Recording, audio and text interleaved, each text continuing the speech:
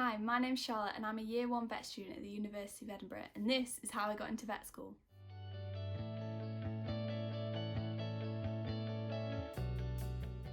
I should start by talking about entry requirements and which universities I applied to. So Cambridge has A-star AA, Edinburgh, Glasgow, Liverpool, Bristol and Royal Veterinary College all asked for 3 A's, and Nottingham and Surrey asked for 2 A's and a B. They're the typical offers. You might get something different. They don't tend to accept general studies, and they also specify whether they want A's in biology and chemistry or any other subject that they're asking for. So I applied to Edinburgh. That was my first choice from the beginning, and it luckily ended up there, which was a lot of hard work, but they asked for 3 A's, and then Nottingham was my insurance with the AAB. Then I also applied to Bristol and Liverpool, and my 5th choice, which was a non-veterinary choice, was at the University of Sheffield for bioengineering. I had quite a lengthy entry process where I had an interview and I had an exam. I can't really go into detail about the interview or the exam, as I have an agreement with the University of Edinburgh to not share that content for future years, but the interview was on Zoom and the exam was online, so it was all COVID safe, so that might change in different years, but you will almost certainly do an interview whether it's in person or online.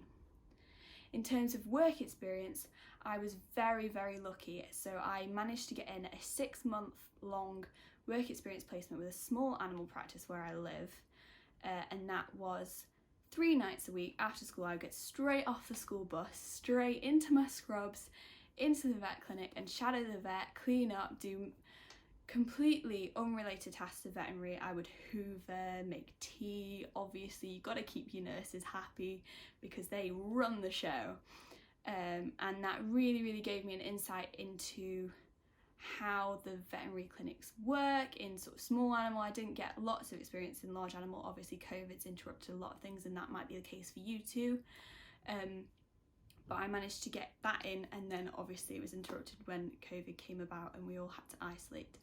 But that was a really good, that made my interviews so much easier because I managed to get that in. So a lot of universities do want some work experience. Obviously with COVID they're changing the regulations, you might not have been able to get anything, but what I would say is any work experience is better than none. So I ended up going, since the COVID pandemic happened, I ended up doing 2 days just isolated in the Christmas holidays on a cattle farm, dairy farm, and then I ended up actually going to the cattle market with the person that kindly gave me that work experience just for 2 days, and that really, I used that a lot in my work experience, despite the fact that it was, I think, a morning and afternoon and then one more morning, and I gained so much information from it. I absorbed everything like a sponge. That's the most important thing, is just absorb whatever you get to do, absorb it all, pay attention, don't just be there because it's work experience. Really take it all in.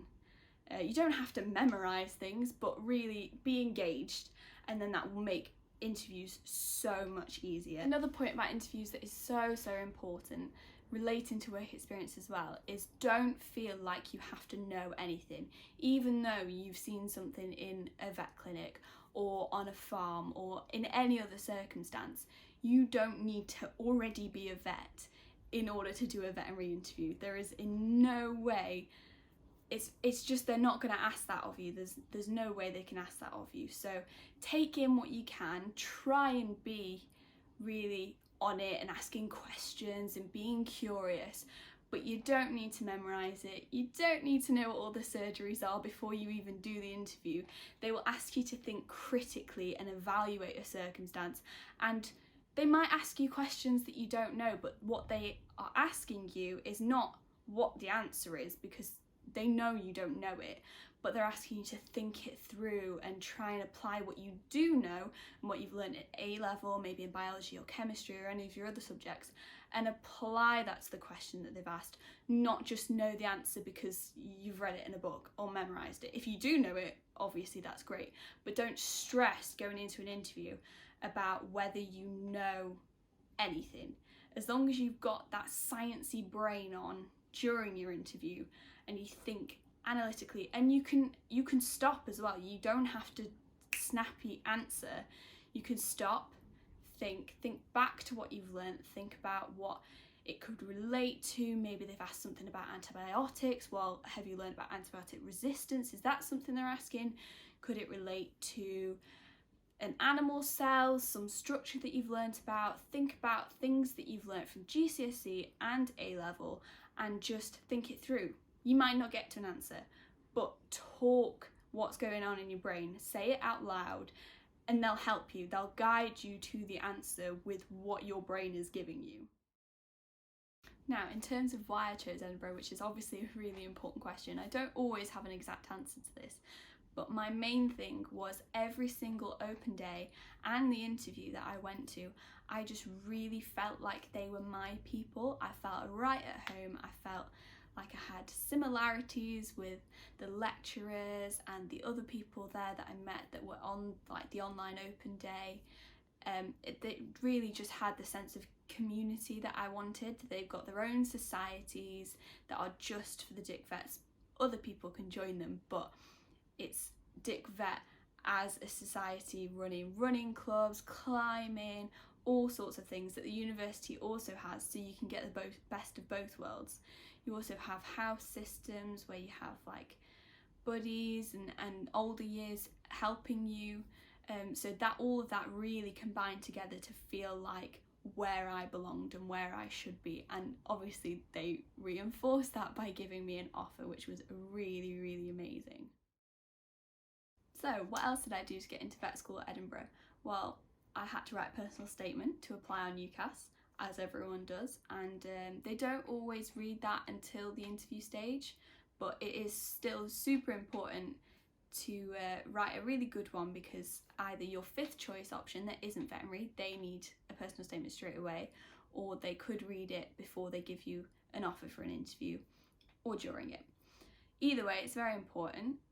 What I wrote about in mine was work experience, thinking analytically and reviewing my work experience, not just writing what I'd seen, what had happened. Anyone can watch a surgery, but actually going into detail about what that felt like, what I witnessed or could bring from it, what I could relate it back to from my A-level content. I actually found that some of the discussions that I had with vets during their surgeries helped me with my A-level biology content, because there was things about diffusion and active transport and surface area of the ileum and the bowel that we discussed during a surgery that actually ended up really useful.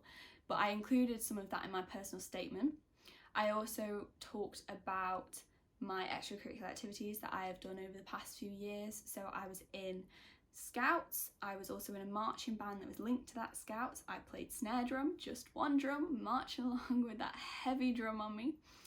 And I also wrote about the 24-hour 40-mile hike that I did last summer, which was to raise money for Cancer Research UK. It was a massive struggle, but it did really give some character building to the three of us that did it, one of which is also going to be a vet in April. She's going to Nottingham, so good luck to her.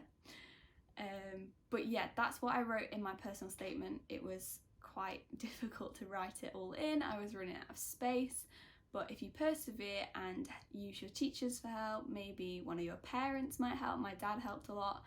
And just whittle it down if you feel you've got too many words, or bring in some really good analysis in there if you can't quite think of what to say. Then they can definitely help with that. Use your teachers, use online resources, anything you can find. Thank you so much for watching. I'm Vet Student Charlie. You can find me on Instagram at that, and I will be putting up some more videos in the coming weeks of me moving in, some day in the lives, and hopefully I can keep this going and try and reach some of you and help you get into vet school, or just see what it's like if you're not interested in getting into vet school. So thank you so much again, and I hope to see you soon.